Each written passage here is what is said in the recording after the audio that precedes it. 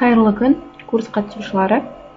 Біз жалпы ИП ашқаннан кейін отчет тапсырамыз. Сол отчеттарды тапсыратын сайттарға кіру үшін ең алдымен бізге арнайы бір программа керек.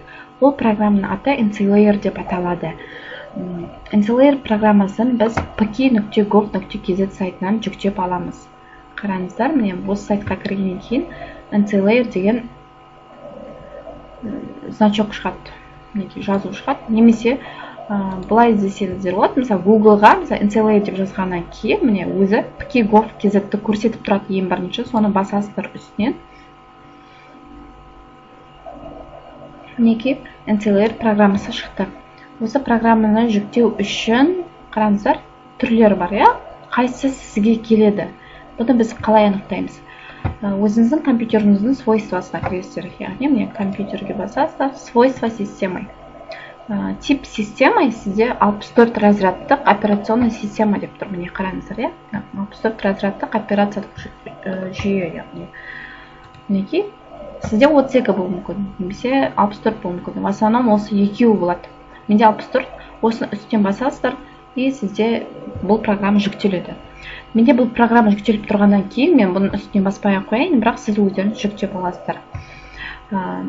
Қараңыздар, сонда сізде мынандай значок шығады.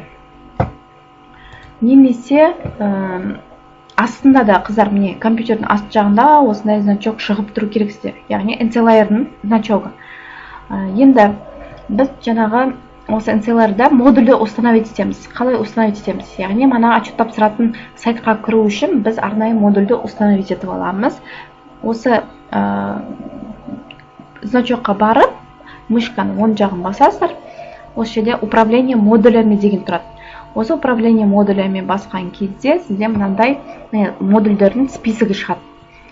Ең біріншіден, міне pk.gov.kz деген сайттарға кіреміз. Бұлар енді да деп тұру мүмкін сізде автоматически.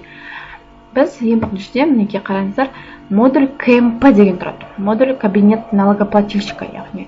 Біз осымен жұмыс жасаймыз алдағы уақытта. Бұл жерде сізде нет деп тұру мүмкін. Менде да деп тұр. Өйткені менде уже орнатып алдым, яғни бұл программаны жүктеп орнатып алдым. Установлен да деп тұр менде. Егер сізде нет деп тұрса, мына жерде установить модуль дегенді басасыздар. Яғни бұл менде көрінбей тұр, міне. Примерно мынаны көрсетейін. Мінекей қараңыздар. Қадағалау бандл дегенде менде нет деп тұр, установить модуль көрініп тұр. Осыны үстін басасыздар, сонда сіздерде автоматически бұл жер да дегенге айналатын болады. Болды, бар болғаны осы. Модуль КМП-ні да деп айналдырып қойсаңыздар, дальше уже